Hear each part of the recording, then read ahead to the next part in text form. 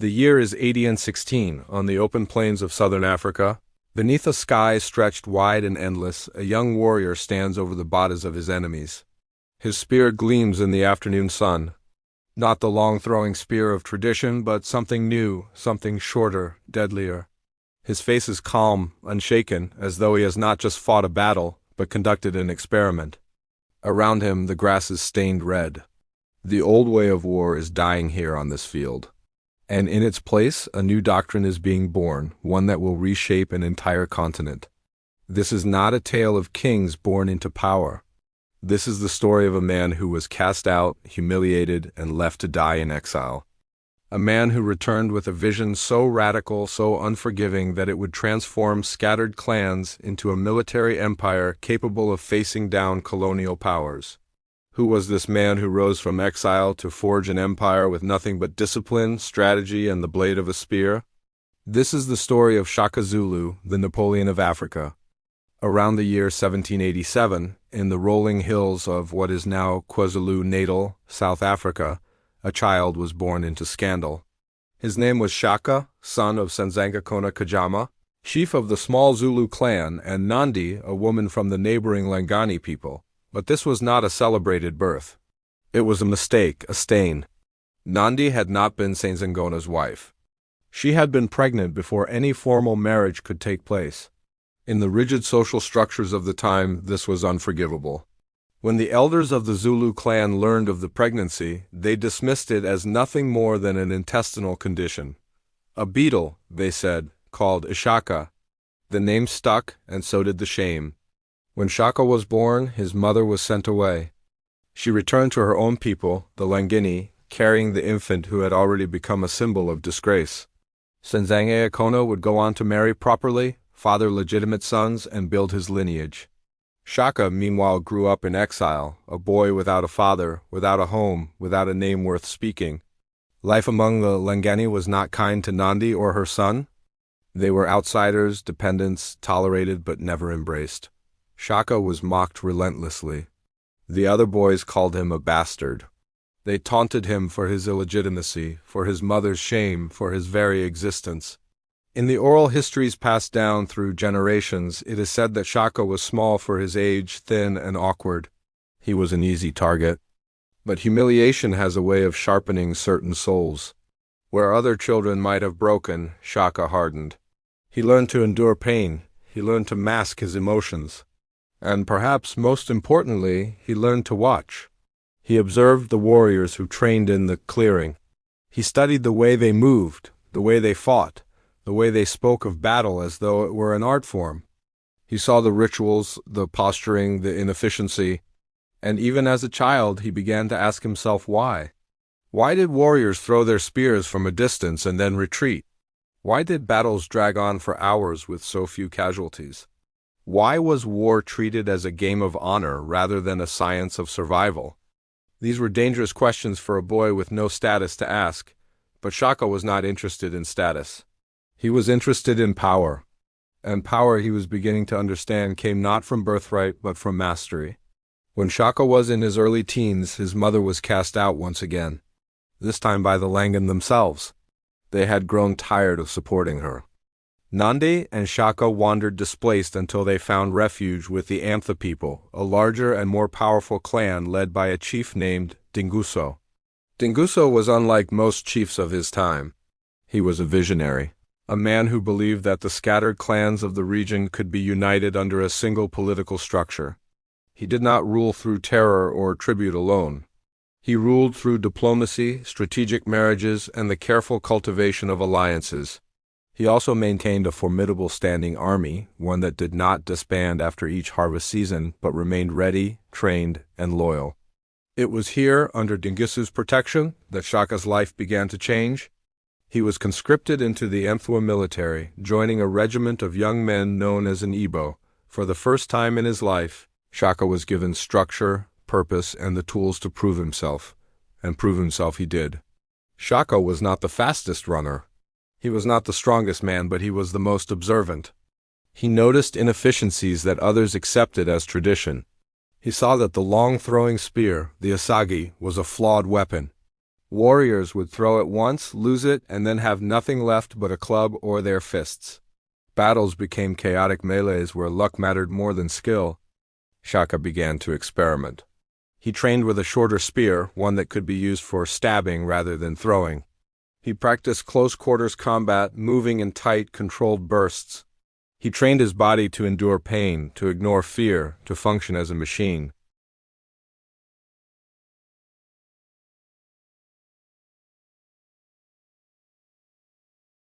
Where other warriors saw battle as a test of courage, Shaka saw it as a problem to be solved.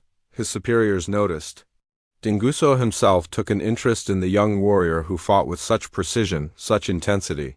Shaka rose quickly through the ranks, earning a reputation not for bravery, though he had that in abundance, but for something rarer, effectiveness. He was not loved. He was not celebrated, but he was respected. And for a man who had spent his childhood as an outcast, respect was a currency more valuable than gold. By the time Shaka reached his mid-20s, he had become one of Dinguso's most trusted commanders. He had seen dozens of battles. He had studied the tactics of neighboring clans. He had analyzed the strengths and weaknesses of every fighting style in the region. And he had come to a singular, terrifying conclusion. War, as it was currently practiced, was a waste, a ritual, a performance, but it didn't have to be.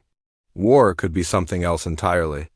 It could be a tool of transformation, a force that could take fragmented, feuding clans and hammer them into a single unified power. War could build empires. All it required was the will to reimagine it, and the ruthlessness to enforce that vision. Shaka did not yet have an army of his own. He did not yet have a throne. But he had something more dangerous than either a plan. And soon, very soon, fate would give him the opportunity to execute it. In 1816, word reached Shaka that his father, Senzanga Kona, chief of the Zulu clan, had died. For most men, this would have been a moment of grief, perhaps even closure. For Shaka, it was an opportunity. Senzanga Kona had ruled the Zulu people for decades, but his was a modest chieftainship. The Zulu were not a powerful clan. They numbered perhaps 1,500 people at most, spread across a handful of homesteads in the hills north of the White and Flozi River. They were vassals of Dinguso's Mfua Confederation. Tributary but not insignificant. Still, by the standards of the region, they were small. Upon Senzanga's death, the chieftainship passed to his eldest legitimate son, Siguana. This was tradition, this was law. Shaka, the bastard, the exile, had no claim. But Shaka had never cared much for tradition, and he had Dinguso's backing. The details of what happened next are murky, filtered through generations of oral history and colonial retellings, but the outcome is clear. Siguana did not rule for long. Within months he was dead. Some sources say he was assassinated by Shaka's supporters. Others suggest he was killed in a dispute that Shaka orchestrated from a distance. What matters is this. By the end of 1816, Shaka Senzanga Kona was chief of the Zulu clan. He was 30 years old, and he had just inherited a kingdom the size of a village. Shaka did not waste time mourning his half-brother or honoring the old ways. The moment he took power, he began to dismantle the clan's existing structures and rebuild them according to his own design. His first act was to reorganize the military. The Zulu, like most clans, had relied on age-based regiments, groups of young men who trained together, fought together, and then returned to their homesteads to marry and farm. This system was inefficient. It created soldiers who were part-time warriors, more concerned with cattle and family than with discipline and loyalty. Shaka abolished it. In its place, he created a standing army. Young men were conscripted into regiments and forbidden from marrying until they had proven themselves in battle. They lived in military barracks, trained daily, and answered only to Shaka. Their loyalty was not to their families or their homesteads. It was to the Zulu nation, and the Zulu nation was Shaka. This was revolutionary. No other clan in the region maintained a permanent military force. Most chiefs could barely muster a few hundred warriors for a single campaign. Shaka within months had thousands of men who lived, breathed, and existed solely for war. But manpower alone was not enough.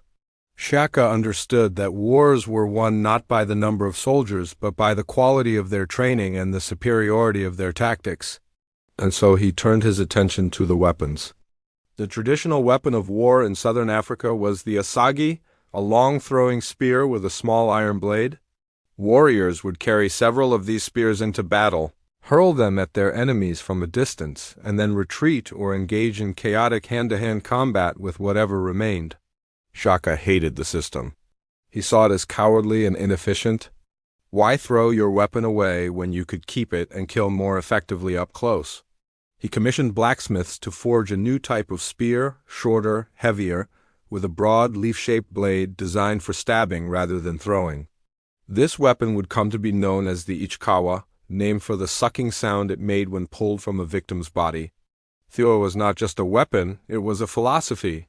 It represented Shaka's belief that war should be personal, brutal, and decisive. No more standing at a distance. No more throwing spears and hoping for a lucky hit. Shaka's warriors would close the gap, drive the blade into their enemy's torso, and move on to the next target. Efficient, ruthless, final, but a weapon is only as good as the man wielding it. And so Shaka drilled his soldiers relentlessly. Shaka's training regimen was unlike anything the region had ever seen. His soldiers ran barefoot across rocky terrain to toughen their feet. They trained for hours in the sun without water to build endurance. They practiced formations until they could execute them in their sleep. And they fought in mock battles where failure meant punishment, beatings, humiliation, sometimes death. Shaka did not believe in half measures. He believed that fear and discipline were the twin pillars of an effective army. His soldiers feared him more than they feared the enemy, and that fear made them unstoppable. He also introduced new tactics. The most famous of these was the impose or horns of the buffalo. It was a formation that would become synonymous with Zulu warfare for decades to come. The army was divided into 4 sections. The chest, the main body of warriors, would engage the enemy head-on, drawing their attention and locking them in place. Meanwhile, the 2 horns flanking units would sweep around the sides and encircle the enemy from behind. The lone, a reserve force, would wait behind the chest, ready to reinforce or exploit any weakness. By the time the enemy realized they were surrounded, it was too late.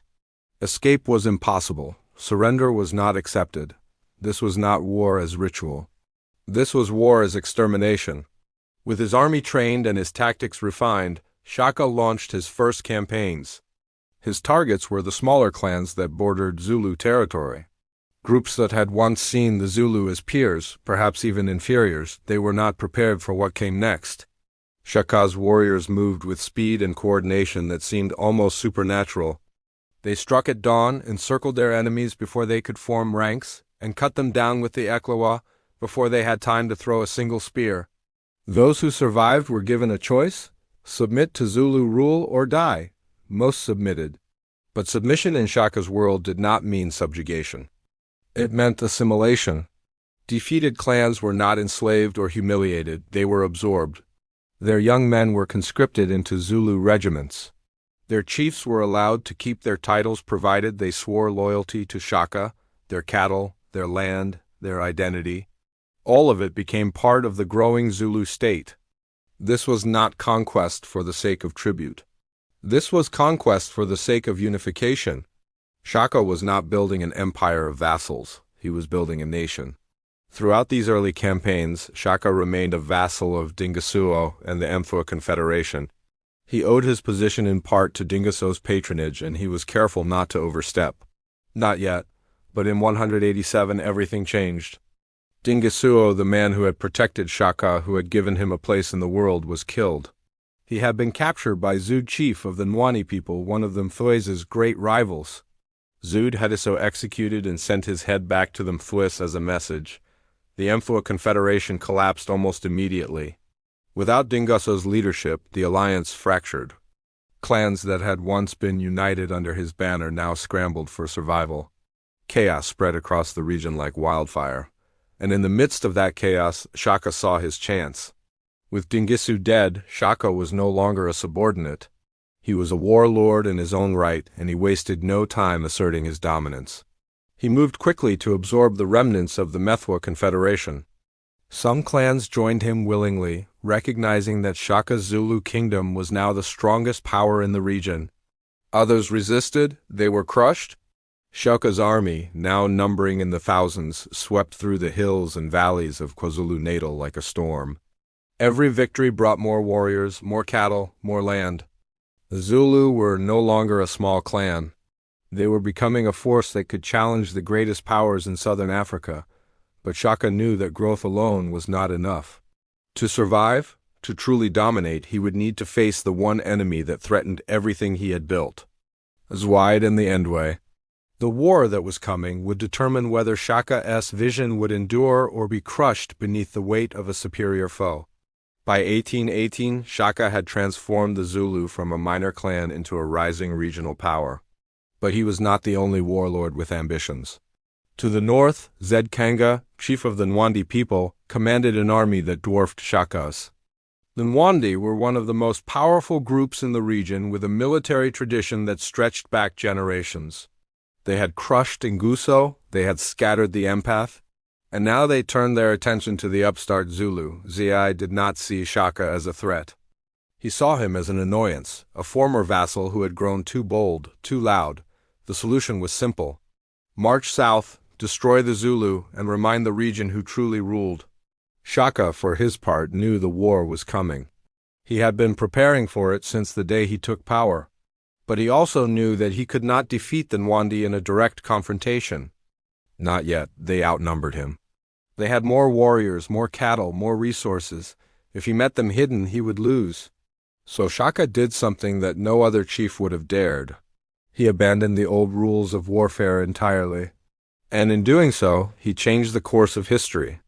When Zid's army began its march south in 1818, they expected to find the Zulu waiting for them, defending their territory, their homesteads, their honor. Instead, they found nothing. Shaka had ordered a full evacuation. Every man, woman, and child in Zulu territory was to pack what they could carry and move south into the hills and valleys, where the Nwandi could not easily follow. Livestock were driven ahead of them. Grain stores were buried or burned, homesteads were abandoned. And as the Nwandi advanced, they found themselves marching through a wasteland. No food, no water, no one to fight, just empty kraals and silent hills. This was psychological warfare. Shaka was not just denying the Nwandi a battle. He was denying them sustenance.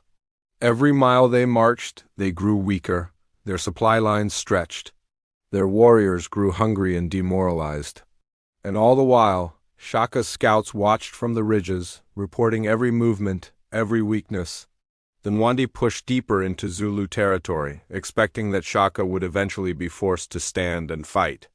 But Shaka had no intention of fighting on their terms. After weeks of pursuing the Zulu through barren land, the Nwandi army was exhausted. Their warriors had been marching and fighting for months. They were low on supplies, morale was collapsing, and Zwed's commanders were beginning to question the campaign.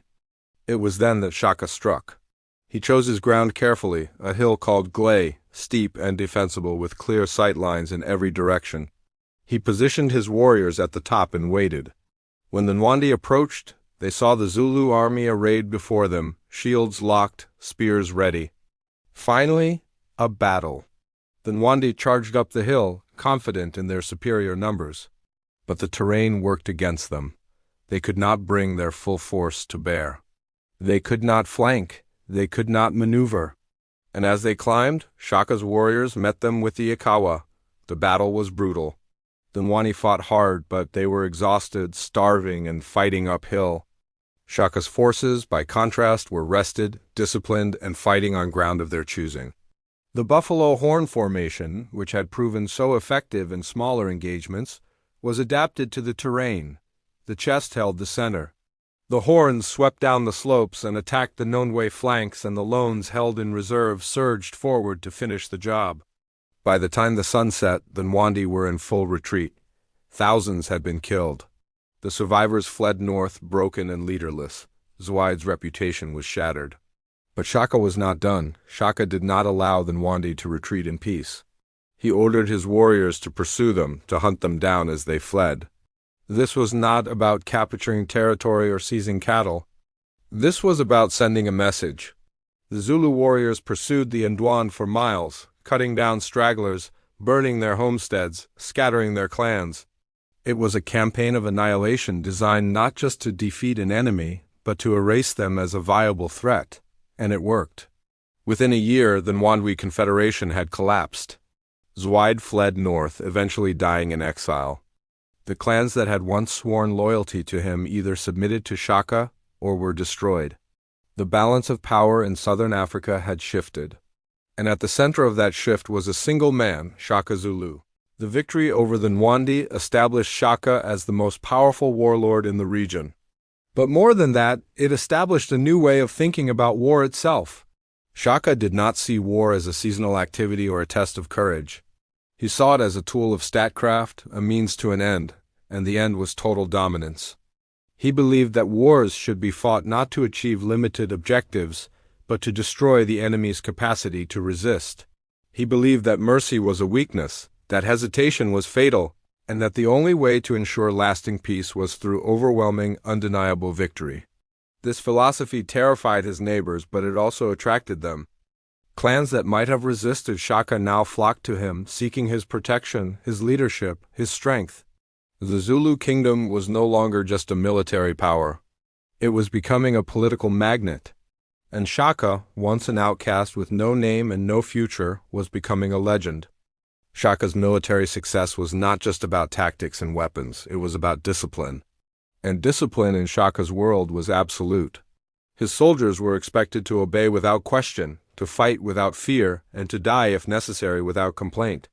Those who showed cowardice were executed publicly, often by their own comrades. Those who failed in their duties were beaten, humiliated, or expelled from their regiments. There was no room for weakness in Shaka's army, only strength, loyalty, and obedience. But discipline alone does not create loyalty. Shaka understood this. He also understood that soldiers fight not just out of fear, but out of pride, ambition, and the promise of reward. And so, alongside his brutal punishments, Shaka instituted a system of merit-based advancement. Warriors who distinguished themselves in battle were promoted. Those who showed exceptional skill or bravery were given cattle, status, and the right to marry. The most elite regiments were granted special privileges, including distinctive shields and headdresses that marked them as the best of the best. This combination of fear and incentive created an army unlike any other in Africa. Shaka's warriors were not just soldiers, they were instruments of his will, and they were unstoppable. The buffalo horn formation, which Shaka had refined over years of experimentation, became the signature tactic of the Zulu army. It was simple in concept but devastatingly effective in execution. The formation worked like this. The chest, composed of the most experienced warriors, would engage the enemy directly, locking them in place. The horns, typically made up of younger, faster soldiers, would sprint around the sides and attack from the flanks or rear. The loans, held in reserve, would either reinforce the chest or pursue fleeing enemies. But the true genius of the formation was not in its structure. It was in its flexibility. Shaka trained his commanders to adapt the formation to any terrain, any enemy, any situation. On open plains, the horns could sweep wide and encircle entire armies. In hilly terrain, the chest could hold high ground while the horns attacked from the slopes. Against superior numbers, the lowlands could be deployed as a defensive wall, preventing the enemy from breaking through. This adaptability gave the Zulu a tactical edge that their enemies simply could not match. Other armies fought according to tradition, according to ritual. The Zulu fought according to strategy, and strategy won. To his warriors, Shaka was both a hero and a tyrant. He led from the front in battle, exposing himself to the same dangers as his soldiers. He ate the same food, slept on the same ground, and endured the same hardships. This earned him a degree of respect that no amount of fear could produce, but Shaka was also merciless. He did not tolerate failure, he did not forgive weakness. And he did not hesitate to execute those who displeased him, even if they were his most trusted commanders.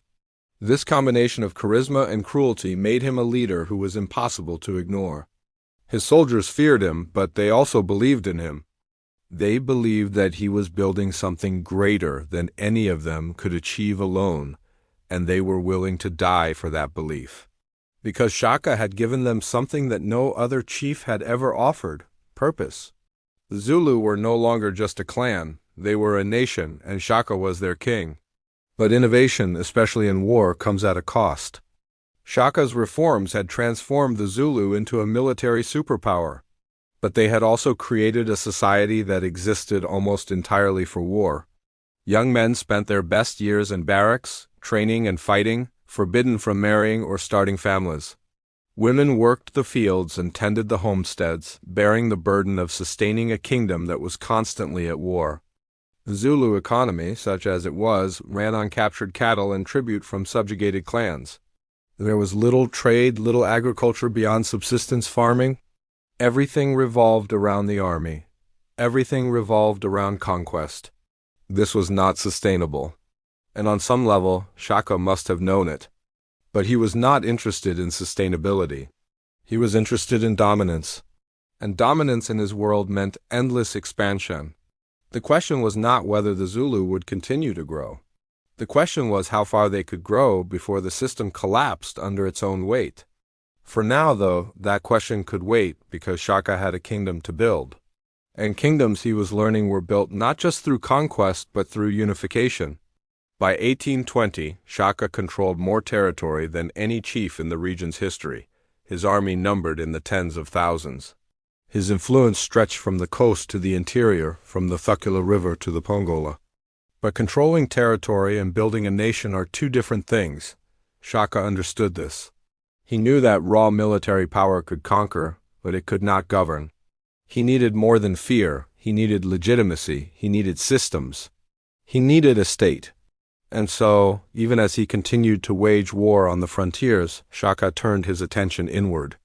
He began the work of transforming a collection of subjugated clans into a single unified Zulu nation. This was not a process of gentle persuasion. It was a process of erasure and reconstruction. One of Shaka's most radical innovations was his deliberate dismantling of traditional clan structures. In the old system, loyalty was first to one's family, then to one's clan, and only distantly to a regional chief. This made coalitions fragile and alliances temporary. Clans could be bought, bribed, or scared into submission, but they rarely stayed loyal for long. Shaka refused to accept this. He wanted soldiers and subjects who identified not as members of a particular clan but as Zulu, and so he set about systematically breaking down the old identities. When a clan was defeated and absorbed, its young men were not allowed to remain together. Instead, they were scattered across different regiments, mixed with warriors from other clans, forced to train, fight, and live alongside people who had once been their rivals. Over time, the bonds of regiment replaced the bonds of kinship. Warriors stopped thinking of themselves as Mfwa or Kwab or Langeni. They thought of themselves as Zulu. This was cultural engineering on a massive scale, and it worked. The regiments, or Emabuto, became the backbone of Shaka's state. Each regiment was given a name, a distinct shield pattern, and a reputation to uphold. They competed with one another for honor, for glory, for the favor of the king. This competition created a culture of excellence. Warriors trained harder because they did not want to shame their regiment. They fought harder because they wanted to prove their regiment was the best. But the regiments were more than just military units. They were also instruments of social control. By forbidding warriors to marry until they had proven themselves in battle, Shaka ensured that young men remained loyal to the state rather than to their families. By keeping them in barracks for years at a time, he prevented them from developing regional loyalties. The warrior's world was the army, and the army's world was Shaka. This system was brutal. It denied young men the normal rhythms of life, marriage, children, land. But it also gave them something intoxicating: glory, the chance to be part of something greater, the chance to make history. And for many, that was enough. Shaka's approach to conquered peoples was unusual for his time. He did not enslave them, nor did he demand tribute and then leave them to govern themselves. Instead, he absorbed them completely. Defeated clans were allowed to keep their chiefs, but those chiefs now answered to Shaka. Their warriors became Zulu warriors. Their cattle became Zulu cattle. Their land became Zulu land. In exchange, they received protection, access to a larger economy, and a share in the spoils of future conquests. This was not generosity, it was pragmatism. Shaka understood that empires built on subjugation alone were fragile. He needed people to believe, or at least to accept, that they were part of something larger, that their interests and the Zulu state's interests were aligned. And to a surprising degree, it worked. Many of the clans that Shaka conquered in the early years of his reign became some of his most loyal subjects. They fought for him not because they were forced to, but because they had been given a place in the new order. A place that for all its harshness offered more stability and opportunity than the chaos of the pre-Shaka world. Shaka's reputation as a military genius is well earned, but he was also a skilled diplomat capable of using words as effectively as spears when the situation called for it. Not every clan was conquered by force. Some submitted voluntarily, recognizing that resistance was futile. Shaka encouraged this. He sent emissaries to neighboring chiefs, offering them a choice. Join the Zulu willingly and retain your status, or resist and be destroyed. The message was clear, but it was also rational. Why fight a war you cannot win? Many chiefs chose submission, and Shaka, true to his word, allowed them to keep their titles and their cattle, provided they sent their young men to serve in the Zulu army and acknowledged Shaka as their sovereign. This combination of diplomacy and intimidation allowed Shaka to expand his kingdom rapidly and with less bloodshed than might otherwise have been necessary. He was building an empire, yes, but he was also building a consensus. A belief, however reluctant, that the Zulu state was inevitable. As the Zulu Kingdom grew, Shaka faced a problem that had plagued every empire in history: how to maintain control over a vast and diverse population. He solved this through centralization. All decisions of consequence flowed through Shaka. He did not delegate power to regional governors or allow his generals to operate independently. He kept his commanders close, rotating them frequently to prevent them from building personal power bases. He maintained a network of spies and informants who reported directly to him, ensuring that he was always aware of dissent, disloyalty, or rebellion. The system was effective, but it was also exhausting. Shaka was the state. Every policy, every campaign, every decision depended on him. And as the kingdom grew, so did the burden. But for now, Shaka seemed tireless. He rose before dawn, held court throughout the day, planned campaigns into the night. He was everywhere, seeing everything, controlling everything. His presence was the glue that held the kingdom together, and his subjects, whether they loved him or feared him, could not imagine the Zulu without him. Shaka's reforms extended beyond the military. He also reshaped Zulu society in ways that would endure long after his death. He standardized marriage practices, creating a system where young men could only marry after completing military service and receiving permission from the king. This gave Shaka control over the most intimate aspects of his subjects' lives. But it also created a meritocracy of sorts. Those who fought well and served loyally were rewarded with cattle and the right to start families. Those who did not were left behind. He also reorganized the homestead structure. In the traditional system, extended families lived together in dispersed krays, each relatively autonomous. Shaka centralized this, creating larger settlements with more direct oversight from the state. He built royal krohs, massive complexes that served as administrative centers, military bases, and symbols of Zulu power. The most famous of these was Kabeo, Shaka's primary residence. It was said to house thousands of people, warriors, advisors, servants, wives. It was a city in its own right, a testament to the scale of what Shaka had built. As Shaka's power grew, so did the mythology surrounding him. He was no longer just a chief. He was becoming something more, a symbol, a god-king. Stories spread throughout the kingdom. Tales of his invincibility in battle, his supernatural insight, his ability to see through lies and read the hearts of men. Some of these stories were true, many were exaggerations. But Shaka encouraged them all. He understood the power of myth. He understood that a king who was merely powerful could be challenged. But a king who was believed to be something more than human, something touched by the ancestors, something divine, was unchallengeable. Shaka cultivated this image deliberately. He held elaborate ceremonies where he would commune with the spirits of his ancestors. He delivered prophecies that seemed to come true. He demonstrated his physical prowess in public displays, wrestling bulls, running marathons alongside his youngest warriors. He wore elaborate regalia, feathers, skins, ornaments that set him apart from every other man in the kingdom.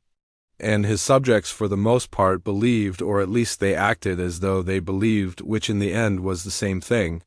But not everyone saw Shaka's rise as a positive development. His former allies, the chiefs who had supported him in his early campaigns, who had benefited from his victories, began to grow uneasy. They had expected Shaka to be a strong leader, yes, but they had not expected him to become this. A king who tolerated no equals. A king who saw every neighboring power as either a subject or an enemy. A king who seemed to believe that the natural order of things was Zulu dominance over all. Chiefs who had once fought alongside Shaka now found themselves marginalized. Their autonomy slowly eroded, their warriors absorbed into Zulu regiments. They could not openly rebel. Shaka's army was too strong, his intelligence network too thorough. But they could watch and wait and wonder how long this could last. Even within the Zulu royal family, tensions were rising. Shaka's half-brothers, the sons of Senzanga Kona, who had legitimate claims to power, were kept at arm's length. They held positions of honor, but no real authority. They commanded regiments, but only at Shaka's pleasure. They were princes in name, but prisoners in practice, and they were growing restless. Shaka's military expansion had consequences far beyond the borders of his kingdom. As the Zulu absorbed clan after clan, the displaced populations had nowhere to go. Refugees fled in every direction, north, south, west, carrying with them stories of the unstoppable Zulu army and the king who commanded it. This migration triggered a cascade of violence that would come to be known as the Mafakani, or the crushing. Displaced clans invaded the territories of their neighbors, who in turn were displaced and invaded others. The violence spread like ripples on a pond, destabilizing an area the size of Western Europe. Some of the refugees formed their own military states, modeling themselves on Shaka Zulu. Mazila Kazi, a former Zulu general who fled after a dispute with Shaka, went on to found the Mabli Kingdom in what is now Zimbabwe, so Shinan carved out a kingdom in Mozambique. Zwang and Daba led his people on a decadal-long migration that took them as far north as Tanzania. The Fane would reshape southern Africa for generations, and at the center of it all was Shaka. He had not intended to cause such widespread upheaval, but he had created a military system so effective, so terrifying that it could not be contained. It spread, mutated, and replicated itself across the continent. Shaka had not just built a kingdom. He had unleashed a revolution. The Zulu economy, such as it was, depended almost entirely on conquest. Cattle, the primary measure of wealth in the region, were seized from defeated enemies and distributed among the warriors. Land was taken and redistributed. Grain stores were confiscated. The spoils of war fueled the war machine, which in turn generated more spoils. This was not a sustainable economic model. It required constant expansion, constant victory, constant tribute. The moment the Zulu stopped conquering, the entire system would begin to collapse. Warriors would have nothing to fight for. Subjects would have nothing to gain. The loyalty that Shaka had purchased with cattle and glory would evaporate. Shaka must have understood this, but he showed no signs of slowing down. If anything, the pace of expansion accelerated. By 1824, the Zulu controlled an area roughly the size of modern-day Austria, and Shaka was already planning his next campaigns. But there was a problem: he was running out of enemies. To the south and west, the Zulu borders pressed against the territories of the Xhosa. In the advancing Cape Colony, European settlers whose military technology was beginning to rival, and in some ways surpass that of the Zulu, to the north.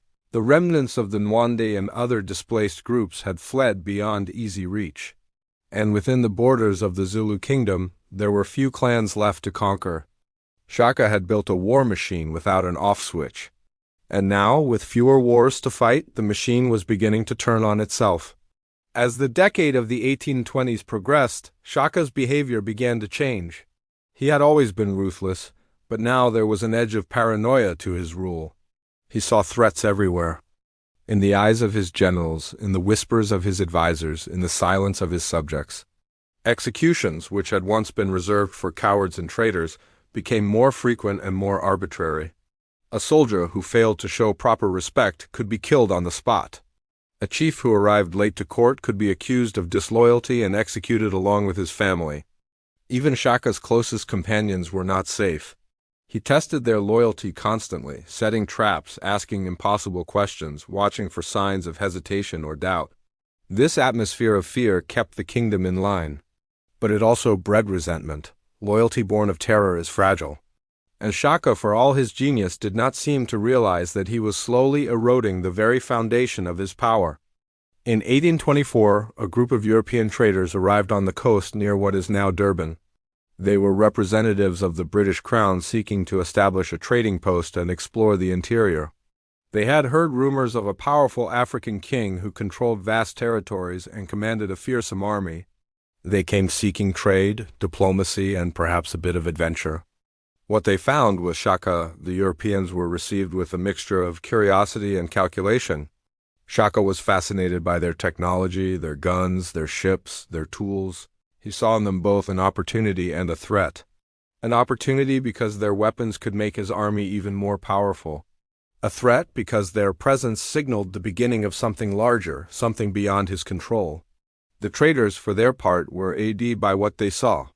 They marveled at the size and discipline of Shaka's army. They witnessed military drills that seemed almost choreographed in their precision.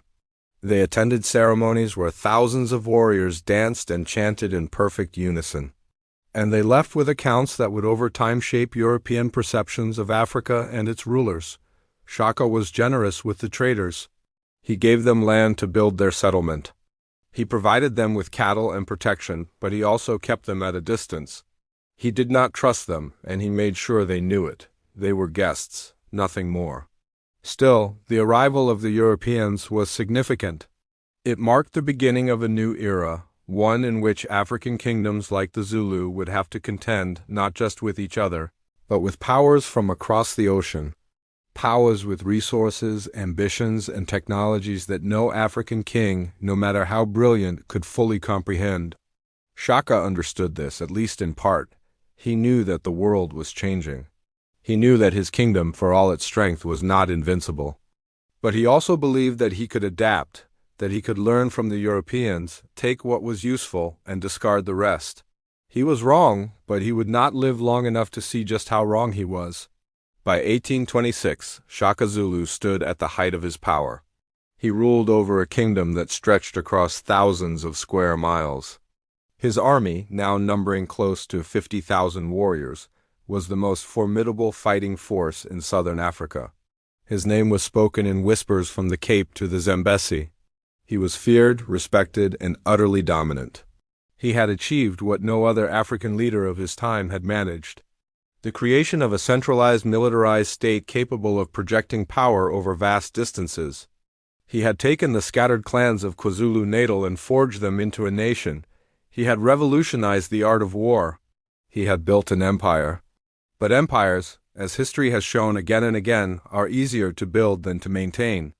And Shaka, for all his brilliance, was about to discover that the same qualities that made him a conqueror, his ruthlessness, his single-mindedness, his refusal to compromise, would also be his undoing.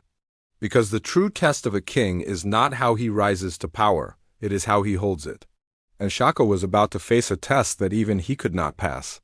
To understand the Zulu Kingdom at its height is to understand a society built entirely around the projection of power.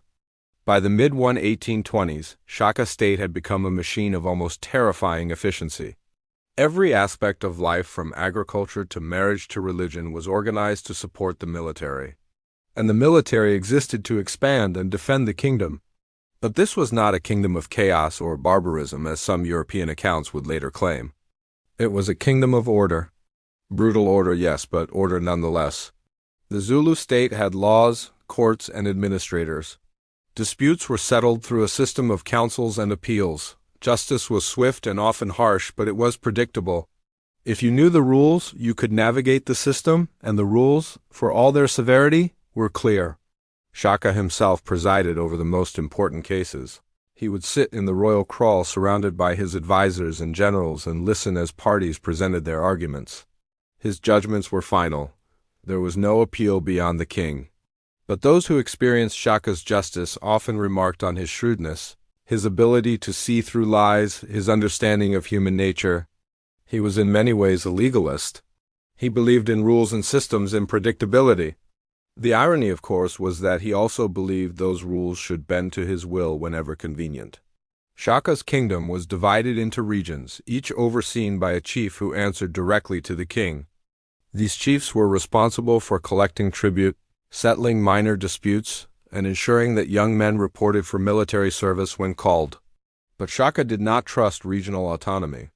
He rotated chiefs frequently, moving them from one territory to another to prevent them from building local power bases. He also maintained a network of spies, trusted individuals who traveled the kingdom, listened to conversations, and reported any signs of dissent or disloyalty. The system was exhausting to maintain. It required constant vigilance, constant communication, constant intervention, but it worked. The Zulu Kingdom, despite its size, remained remarkably centralized. Shaka's word was law, and his law reached every corner of the realm. The Zulu economy was relatively simple. It was based on cattle, agriculture, and tribute. Cattle were the primary measure of wealth and status.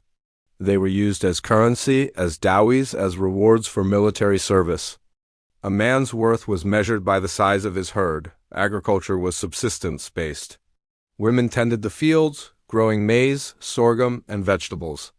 Men herded cattle, hunted, and trained for war. There was little specialization, little trade beyond the exchange of cattle and basic goods. But with the arrival of the European traders in 1824, this began to change. The Europeans brought goods that the Zulu had never seen before: metal tools, cloth, beads, and most significantly, firearms. Shaka was keenly interested in these items, especially the guns. He understood that European weapons could give his army an even greater advantage. But firearms at this stage were not game changers. They were slow to reload, inaccurate, and prone to malfunction.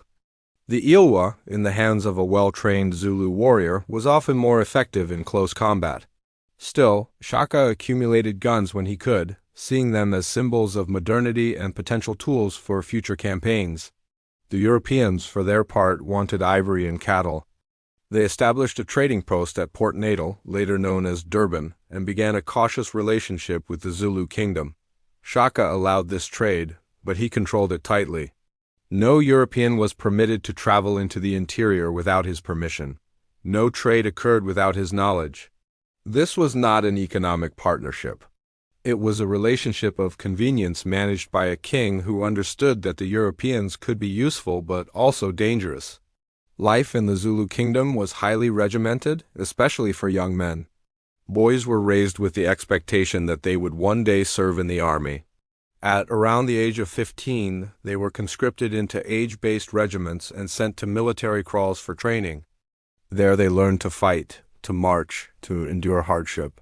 They were forbidden from marrying until their regiment was granted permission by the king, a process that could take years, even decades. This system kept young men dependent on Shaka for their future prospects: marriage, family, land. All of these required the king's blessing.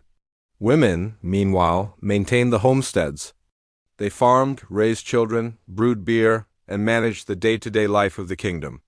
They had no formal role in the military or in governance, but they were far from powerless. Women owned property, controlled household resources, and played key roles in religious and cultural rituals. Shaka himself never married, at least not in the traditional sense. He had numerous women in his household, and they bore him children, but he never elevated any woman to the status of queen or chief wife. Some historians believe this was a deliberate choice, a way of preventing the emergence of rival power centers within the royal family. Others suggest that Shaka, scarred by his mother's treatment and his own illegitimacy, simply did not trust the institution of marriage. The Zulu, like most southern African peoples, believed in a supreme creator god, Anulu, as well as a pantheon of ancestral spirits who could influence the living world. Ancestors were honored through rituals, sacrifices, and offerings. They were believed to watch over their descendants, offering protection and guidance. Shaka participated in these rituals, but his relationship with religion was complex. He used it when convenient, invoking the ancestors to legitimize his rule, consulting divers to reinforce his decisions, but he also seemed skeptical of much of it. He was known to mock divers who failed to provide useful information, and he executed more than one who gave him prophecies he did not like. Still, religion served a purpose in the Zulu state. It provided continuity, a link between the past and the present. It reinforced social norms and offered explanations for misfortune. And in a kingdom built on conquest and violence, it provided a way for people to make sense of their suffering. The European traders at Port Natal were both fascinated and disturbed by Shaka. They sent detailed accounts back to the Cape Colony describing the Zulu king as a military genius, a tyrant, a visionary, and a savage, often all in the same letter. One of the most detailed accounts came from a trader named Henry Francis Finn, who met Shaka in 1824 and spent several years in the Zulu Kingdom. Finn described Shaka as physically imposing, intelligent, and utterly self-assured. He noted Shaka's curiosity about European technology, his sharp wit, and his ability to command absolute obedience from his subjects. But Finn also described the executions, the arbitrary justice, the atmosphere of fear that permeated the royal court. He witnessed Shaka order the deaths of people for trivial offenses or for no offense at all. He saw soldiers executed for showing fear in battle, chiefs killed for arriving late to a summons, women and children put to death for crying too loudly at funerals. Finn's accounts and others like them would shape European perceptions of Shaka for generations. They painted him as a brilliant but brutal ruler, a man capable of great achievements but also terrible cruelty. And while these accounts were not entirely inaccurate, they also reflected the biases and limitations of their authors. Men who viewed African societies through the lens of colonial superiority, who saw order as evidence of genius and violence as evidence of savagery. Shaka, for his part, seems to have viewed the Europeans with a mixture of curiosity and condescension. He was impressed by their technology, but unimpressed by their lack of military discipline. He valued them as sources of information and goods, but he did not see them as equals. They were, in his mind, useful but not essential. This would prove to be a miscalculation because, while Shaka was consolidating his power in the interior, the Europeans were consolidating theirs on the coast, and the two worlds, African and European, were on a collision course that no single king, no matter how brilliant, could prevent. By 1827, the Zulu army was the most formidable military force in sub-Saharan Africa. It consisted of multiple regiments, each numbering thousands of warriors, each with its own identity, traditions, and reputation. The regiments competed with one another for glory, for favor, for the right to say they were the best. Training was constant and brutal. Warriors drilled daily, practicing formations, perfecting their techniques with the akawa, running long distances to build endurance. Those who fell behind were beaten. Those who failed in combat exercises were shamed. The weak did not last long in Shaka's army, but the strong thrived. The Zulu military was a meritocracy in the truest sense. Skill, courage, and loyalty were rewarded with promotion, cattle, and status. A common warrior could rise to become a regimental commander if he proved himself. A former slave could become a trusted general if he fought well enough. This system created a culture of excellence. Zulu warriors were not just soldiers. They were professionals, and they took pride in their professionalism. The army's reputation spread far beyond the borders of the kingdom. Stories of Zulu invincibility became legend. Neighboring chiefs spoke of the Zulu in hushed tones as though they were forces of nature rather than men. And, in a sense, they were, because the Zulu army was not just a collection of warriors. It was the physical manifestation of Shaka's will. But by the late 1820s, Shaka was running into a problem that all empire builders eventually face: the limits of sustainable expansion. To the south, the Zulu borders pressed against the territories of the Xhosa, the Tambu, and beyond them, the Cape Colony. But they were far from powerless. Women owned property, controlled household resources, and played key roles in religious and cultural rituals. Shaka himself never married, at least not in the traditional sense. He had numerous women in his household, and they bore him children, but he never elevated any woman to the status of queen or chief wife. Some historians believe this was a deliberate choice. a way of preventing the emergence of rival power centers within the royal family. Others suggest that Shaka, scarred by his mother's treatment and his own illegitimacy, simply did not trust the institution of marriage. The Zulu, like most southern African peoples, believed in a supreme creator god, a Nulu, as well as a pantheon of ancestral spirits who could influence the living world. Ancestors were honored through rituals, sacrifices, and offerings. They were believed to watch over their descendants, offering protection and guidance. Shaka participated in these rituals, but his relationship with religion was complex. He used it when convenient, invoking the ancestors to legitimize his rule, consulting divers to reinforce his decisions. But he also seemed skeptical of much of it.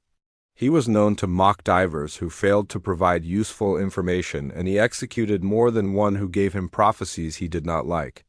Still, religion served a purpose in the Zulu state. It provided continuity, a link between the past and the present. It reinforced social norms and offered explanations for misfortune. And in a kingdom built on conquest and violence, it provided a way for people to make sense of their suffering. The European traders at Port Natal were both fascinated and disturbed by Shaka. They sent detailed accounts back to the Cape Colony describing the Zulu king as a military genius, a tyrant, a visionary, and a savage, often all in the same letter. One of the most detailed accounts came from a trader named Henry Francis Finn, who met Shaka in 1824 and spent several years in the Zulu Kingdom. Finn described Shaka as physically imposing, intelligent, and utterly self-assured. He noted Shaka's curiosity about European technology, his sharp wit, and his ability to command absolute obedience from his subjects. But Finn also described the executions, the arbitrary justice, the atmosphere of fear that permeated the royal court. He witnessed Shaka order the deaths of people for trivial offenses or for no offense at all. He saw soldiers executed for showing fear in battle, chiefs killed for arriving late to a summons, women and children put to death for crying too loudly at funerals. Finn's accounts, and others like them, would shape European perceptions of Shaka for generations. They painted him as a brilliant but brutal ruler, a man capable of great achievements but also terrible cruelty. And while these accounts were not entirely inaccurate, they also reflected the biases and limitations of their authors. Men who viewed African societies through the lens of colonial superiority, who saw order as evidence of genius and violence as evidence of savagery. Shaka, for his part, seems to have viewed the Europeans with a mixture of curiosity and condescension. He was impressed by their technology, but unimpressed by their lack of military discipline.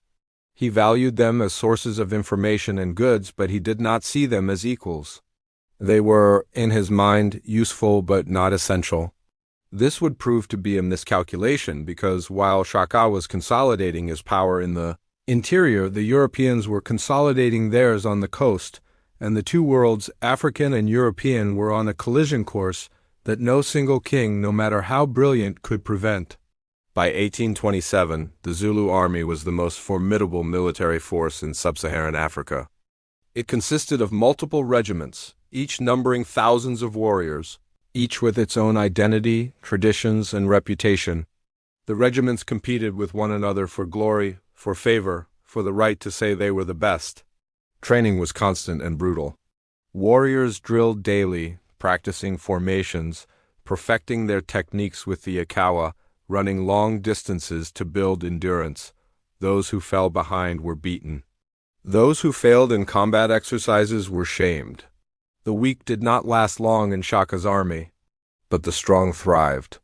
The Zulu military was a meritocracy in the truest sense. Skill, courage, and loyalty were rewarded with promotion, cattle, and status. A common warrior could rise to become a regimental commander if he proved himself. A former slave could become a trusted general if he fought well enough.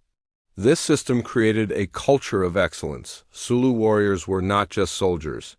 They were professionals, and they took pride in their professionalism. The army's reputation spread far beyond the borders of the kingdom. Stories of Zulu invincibility became legend. Neighboring chiefs spoke of the Zulu in hushed tones as though they were forces of nature rather than men.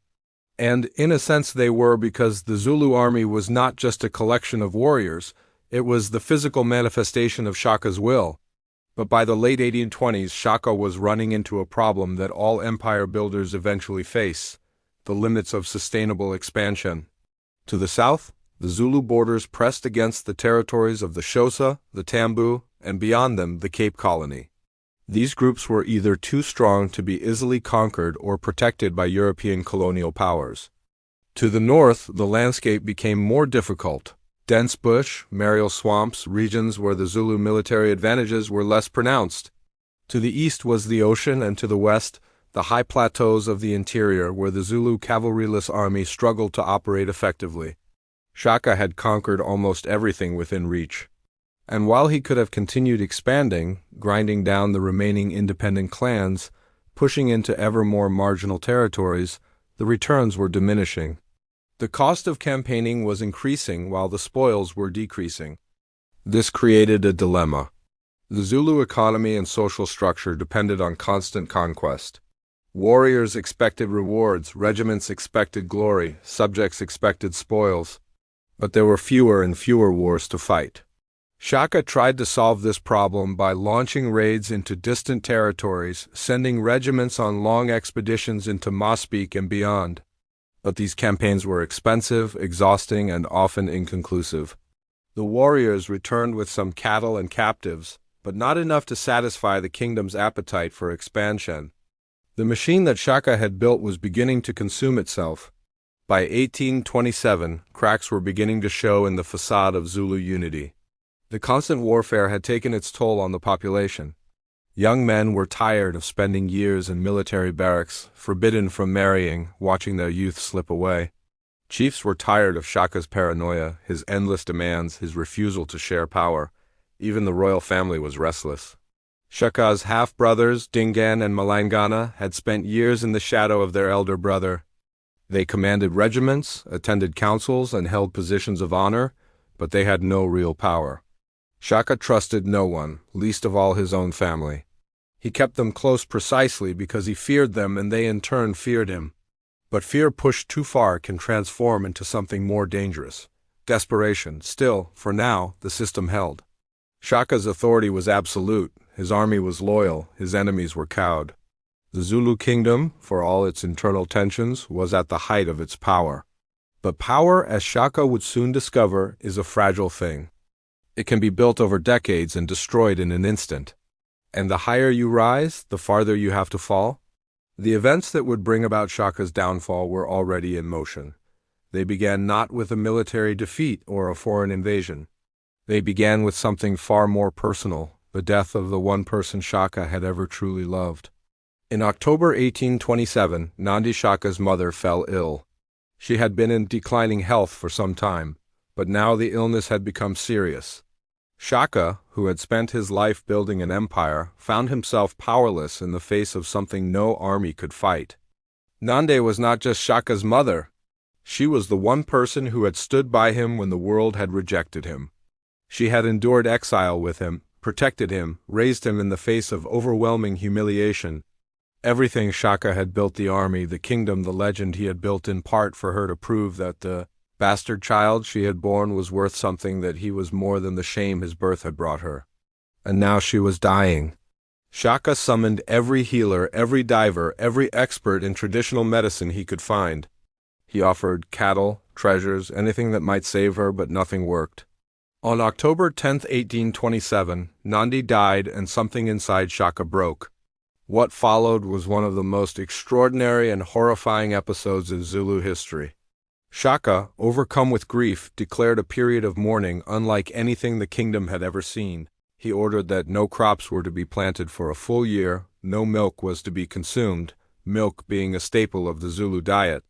Any woman found pregnant during the mourning period was to be killed along with her husband, because it would suggest that they had not been sufficiently consumed by grief to abstain from intimacy. Thousands of cattle were slaughtered as sacrifices to accompany Nandi into the afterlife. The royal crow became a place of wailing and lamentation. Warriors were forced to weep openly to demonstrate their sorrow.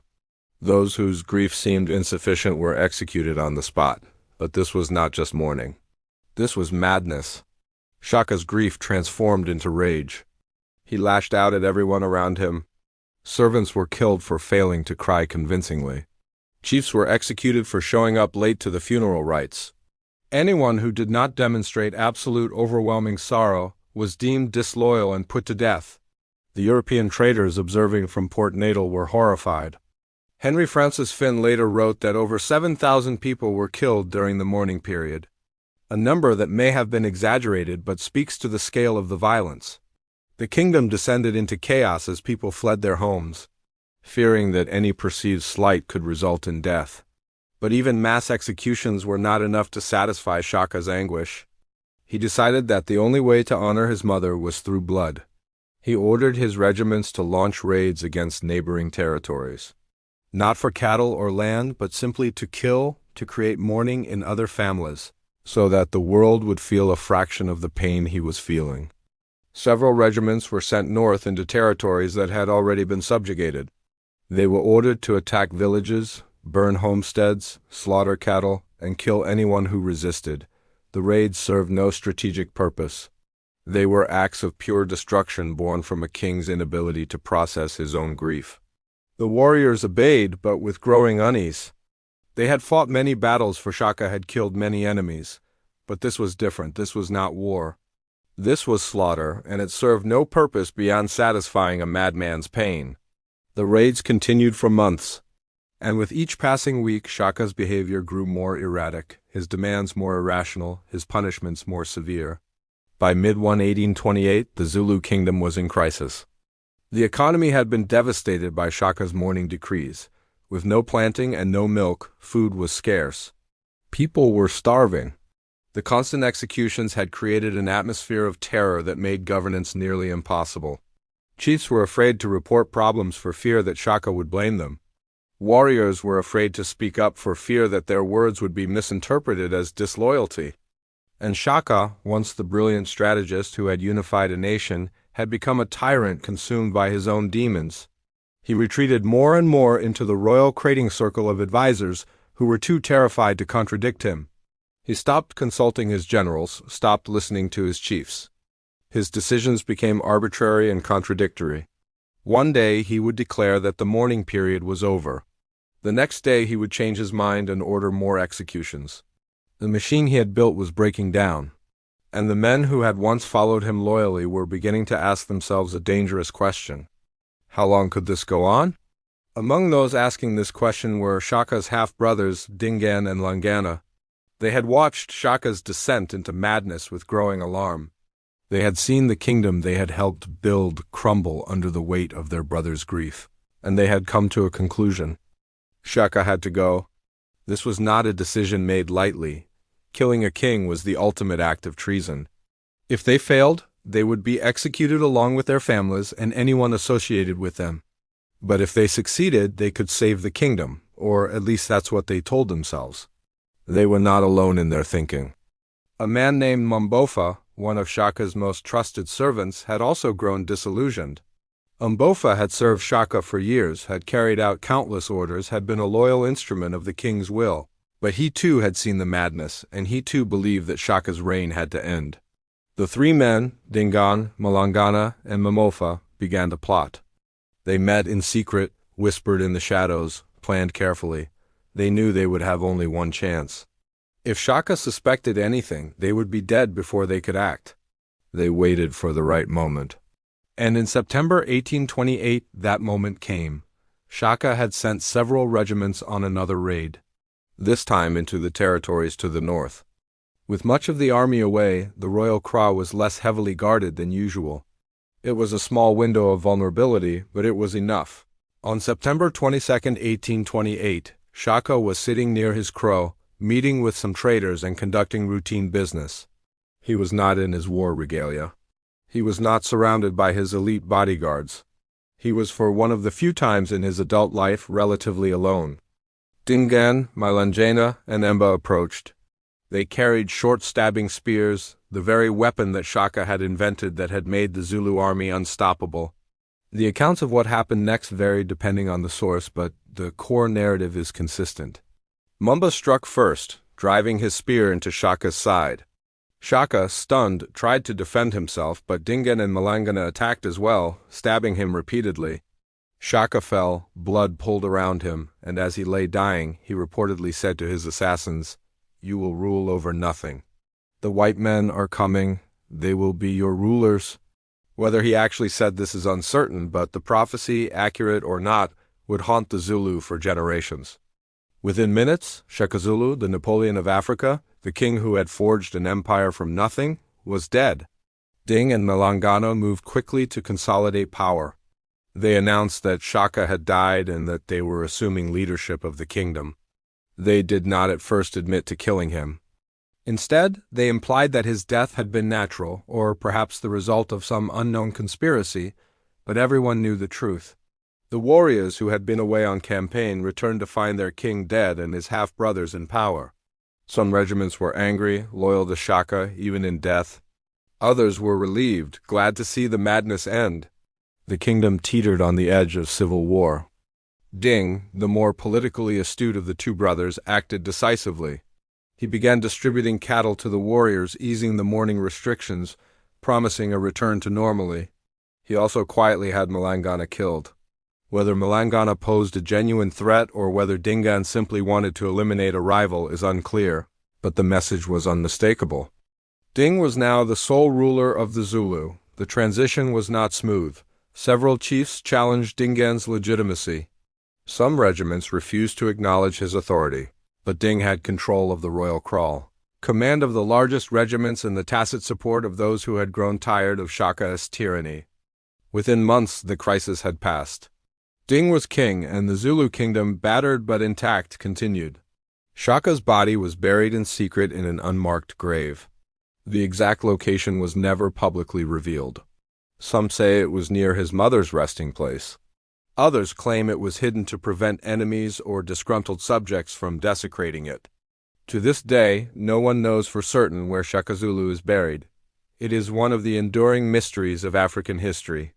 The man who had built a kingdom, who had changed the face of southern Africa, who had become a legend in his own lifetime. He vanished into the earth without a trace. But his legacy did not vanish with him. Dingaan ruled the Zulu Kingdom for more than a decade. He was not the military genius that Shaka had been, but he was a competent administrator and a shrewd politician. He maintained the core structures that Shaka had built: the standing army, the centralized administration, the regimental system, but he also relaxed some of Shaka's harsher policies. He allowed warriors to marry sooner, eased restrictions on agriculture, and sought to reduce the atmosphere of terror that had characterized the final years of Shaka's reign. But Dingaan faced a challenge that Shaka had only begun to confront: the growing presence of European settlers. In the 1830s, a group of Dutch-speaking colonists known as the Voortrekkers began migrating into the interior of southern Africa. Fleeing British rule at the Cape, they entered Zulu territory in search of land and freedom. Dingaan, like Shaka before him, tried to manage the Europeans through a combination of diplomacy and intimidation. But the Voortrekkers were not traders looking for alliances. They were settlers looking for land. And they were armed with guns, wagons, and a sense of entitlement that made negotiation difficult. In 1838, tensions boiled over. Ding ordered the execution of a Voortrekker delegation led by Piet Retief, fearing that the settlers were planning to seize Zulu land. In retaliation, the Voortrekkers launched a military campaign against the Zulu. At the Battle of Blood River in December 1838, a small force of Voortrekkers, armed with rifles and positioned behind a defensive laager of wagons, defeated a massive Zulu army. The battle was a turning point. For the first time, the Zulu military machine, the formation that Shaka had perfected, the tactics that had made the Zulu unstoppable, had been decisively beaten by European firearms and defensive tactics. The myth of Zulu invincibility was shattered. Dingaan survived for a few more years, but his authority was weakened. In 1840, he was overthrown by another of Shaka's half-brothers, Mande, who allied himself with the Voortrekkers to seize power. Mande ruled for more than 30 years, maintaining a fragile peace with the European settlers. But the writing was on the wall. The Zulu Kingdom, for all its strength, could not hold back the tide of colonialism. In 1879, 50 years after Shaka's death, the Zulu Kingdom faced its greatest challenge: war with the British Empire. The British, who had consolidated their control over much of southern Africa, viewed the Zulu as a threat to their colonial ambitions. They issued an ultimatum demanding the disbandment of the Zulu army and the submission of the kingdom to British authority. The Zulu, now ruled by King Shaka, refused. What followed was the Anglo-Zulu War, a conflict that showcased both the enduring brilliance of Shaka's military legacy and the inevitable limitations of traditional African warfare against industrialized colonial powers. At the Battle of Asanwana in January 1879, a Zulu force of approximately 20,000 warriors annihilated a British column of over 1,700 soldiers. Using tactics that Shaka had pioneered, the buffalo horn formation, disciplined coordination, rapid encirclement, the Zulu achieved one of the most stunning victories of any indigenous African force against a European colonial army. The Akoa that Shaka had invented still proved deadly. The regimental system he had created still functioned with devastating efficiency. The warriors still charged with the same discipline and courage that had made them legendary. For a brief moment, it seemed as though the Zulu military tradition might be unstoppable. But Izindana was followed by Roer-S Drift, where a tiny British garrison held off thousands of Zulu warriors through superior firepower and defensive positions. And 6 months later, at the Battle of Ulundi, the British brought overwhelming force, artillery, cavalry, Gatling guns against the Zulu army and crushed it decisively. The Zulu Kingdom was annexed. Setueo was captured and exiled. The army that Shaka had built was disbanded. The nation he had forged was divided into 13 separate territories, each ruled by compliant chiefs loyal to the British. The age of Zulu military dominance was over. But Chuka's influence did not end with the fall of the Zulu Kingdom. The Mafeking, the scattering of peoples that his military expansion had triggered, reshaped the demographic and political map of southern Africa for generations. The kingdoms that emerged from the chaos of the Mafeking, the Mbeli in Zimbabwe, the Swazi in Switzerland, the various Sioux and Shangaan states, all bore the mark of Shaka's innovations. They adopted variants of his military system, his tactics, his centralized governance structures. They built armies modeled on the Zulu regiments. They fought using the close combat techniques he had perfected. In this sense, Shaka did not just build a kingdom. He created a template that spread across half a continent. He demonstrated that African societies could organize themselves into powerful centralized states capable of projecting military force over vast distances.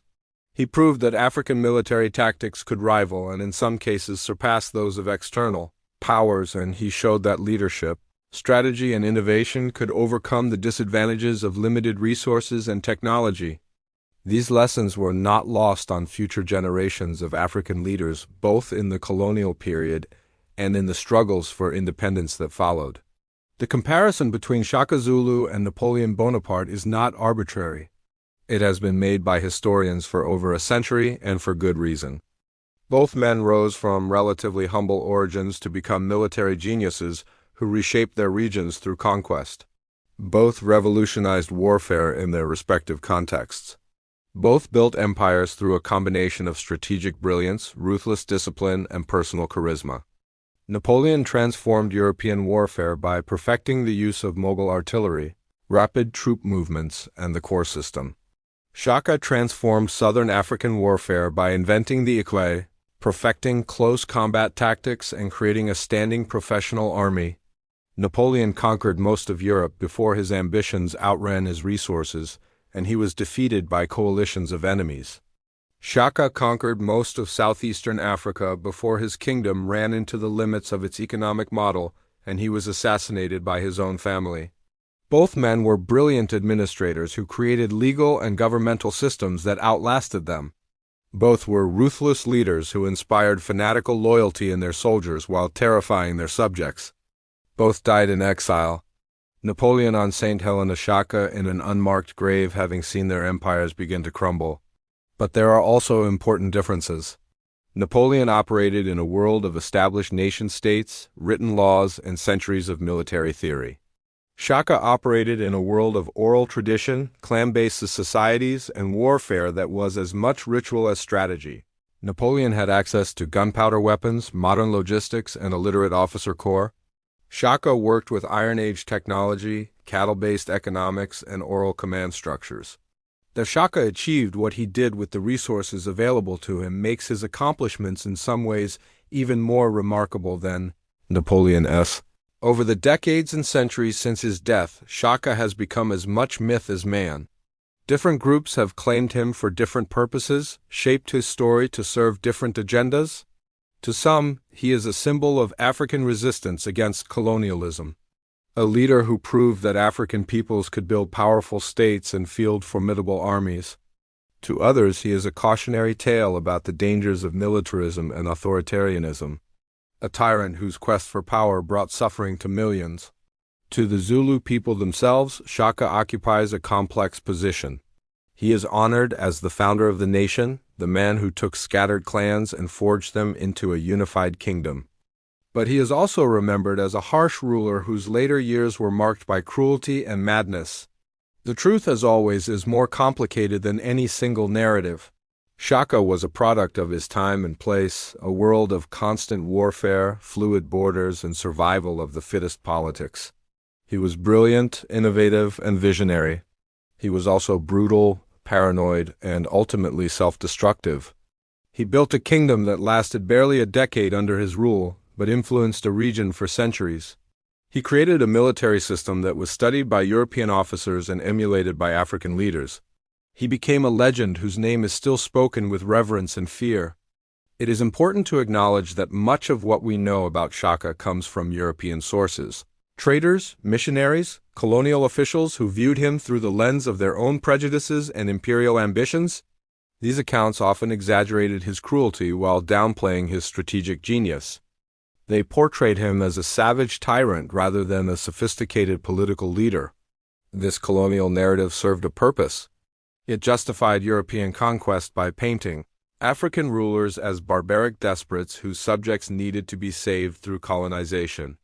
It allowed Europeans to see themselves as bringing civilization to a continent of chaos rather than as invaders destroying functioning societies for their own profit. Modern scholarship has worked to correct these distortions using oral histories, archaeological evidence, and comparative analysis to paint a more balanced picture of Shaka and his kingdom. We now understand that the Zulu state was not a simple military dictatorship, but a complex political entity with systems of governance, law, and social organization that were sophisticated by any standard. We also understand that the violence attributed to Shaka, while real, was not exceptional for his time and place. The early 19th century was a period of upheaval across southern Africa, driven by drought, population pressure, and the expanding slave trade. Shaka's militarism was both a cause and a consequence of this broader instability. This does not excuse the atrocities committed under his rule, but it does place them in context, allowing us to see Shaka as a human being shaped by his circumstances rather than as a one-dimensional monster or hero. Today, Shaka Zulu remains a powerful symbol in South Africa and beyond. His image appears on currency, monuments, and public buildings. His name is invoked in political speeches, cultural celebrations, and academic debates. He is claimed by Zulu nationalists as a symbol of ethnic pride, by Pan-Africanists as an icon of African achievement, and by South Africans of all backgrounds as a part of their shared history. But Shaka's legacy is also contested. Some see the celebration of a militaristic ruler as problematic in a democracy trying to move beyond its violent past. Others argue that focusing on Shaka's brutality while ignoring his achievements plays into colonial narratives that diminished African accomplishments. These debates reflect deeper questions about how societies remember their pasts, which histories they choose to celebrate and which they choose to critique. They remind us that historical figures like Shaka are not just subjects of academic study, but living symbols whose meanings change with each generation. Despite centuries of study, many questions about Shaka remain unanswered. We do not know exactly when he was born. We do not know where he is buried. We do not have his own words, his own account of his life and motivations. Everything we know comes from secondhand sources, some reliable, some dubious, all filtered through the biases of their authors. We do not know what Shaka truly thought about the Europeans, whether he saw them as potential allies or inevitable enemies. We do not know whether he had a plan for the long-term sustainability of the Zulu state, or whether he was simply riding a tiger he could not dismount. We do not know if his descent into paranoia and violence after his mother's death was a fundamental character flaw or a tragic response to unbearable grief. These gaps in our knowledge are frustrating, but they are also in a way appropriate because Shaka, for all his historical importance, remains fundamentally unknowable. A figure whose inner life we can only guess at, whose true motivations we can only infer. He is in the end what all great historical figures eventually become. A mirror in which each generation sees its own concerns, its own questions, its own struggles reflected back. So who was Shaka Zulu? What is his place in the grand sweep of human history? He was a military innovator who changed the way wars were fought in southern Africa. He was a state builder who forged a nation from scattered clans. He was a brilliant strategist who understood that power comes not just from force but from organization, discipline, and psychological dominance. He was also a man shaped by trauma. The illegitimate son who never forgot the humiliation of his childhood. Who built an empire in part to prove his worth to a world that had rejected him. A man who demanded absolute loyalty because he had learned that betrayal was the natural state of things. A man who could not tolerate weakness because he had spent his youth being seen as weak. In the span of barely 12 years from 1816 to 1828, Shaka transformed a minor clan into a regional superpower. He created a military system that would influence African warfare for generations. He set in motion demographic and political changes that reshaped southern Africa for centuries. And then he was murdered by the people closest to him, brought down not by external enemies but by the internal contradictions of the system he had built. His story is a reminder that even the greatest leaders are mortal, that even the mightiest empires are fragile, and that power built on fear and violence is inherently unstable. But it is also a reminder that individuals can change the course of history, that strategic genius can overcome material disadvantages, and that leadership for good or ill matters profoundly. In the final analysis, Shaka Zulu poses a question that every society must answer for itself. What do we owe to those who achieve greatness through methods we find morally troubling? How do we honor accomplishment while acknowledging atrocity? How do we tell the truth about the past without reducing complex human beings to simplistic heroes or villains? There are no easy answers to these questions. Shaka was neither saint nor monster, but something more complicated. A human being who achieved extraordinary things through extraordinary means, whose legacy includes both remarkable accomplishments and terrible suffering. He lived in a world where survival often depended on one's willingness to be ruthless, where mercy was seen as weakness and where the only security came from strength. He mastered that world more completely than perhaps any African leader of his era. And in doing so, he left a mark on history that no amount of time can erase. Empires rise and fall.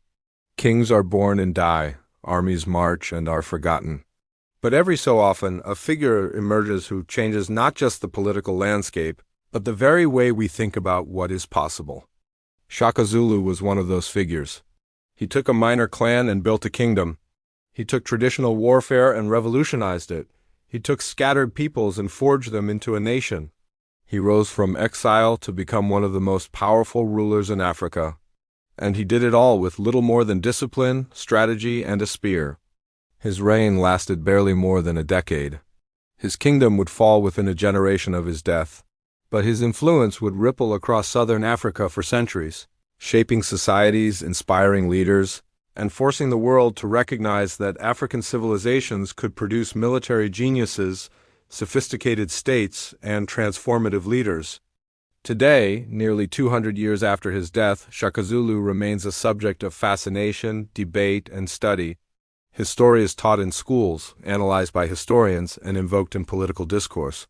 He is remembered, argued over, and reinterpreted by each new generation, because Shaka's story is not just about one man or one kingdom.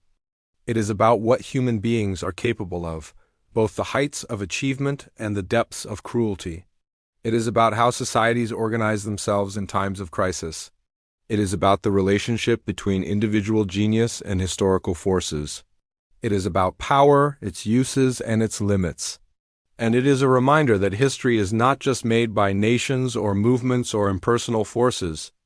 It is made by people, complex, flawed, brilliant, tragic people who make choices that echo down through the centuries. Shaka Zulu made his choices, he built his empire. He left his mark, and now you know his story. If you've made it this far into Shaka's story, his reign, and his fall, you're part of the few who remember the forgotten kings of our world. These are the stories that shaped continents, that built nations, that changed the course of human history. But they're often overlooked, overshadowed by more familiar narratives. Don't forget to like, comment, and subscribe for more stories like this one. Because every great civilization, every remarkable leader, every turning point in history deserves to be remembered, not as myth, not as propaganda, but as truth. Complicated, fascinating, and profoundly human. Thank you for watching.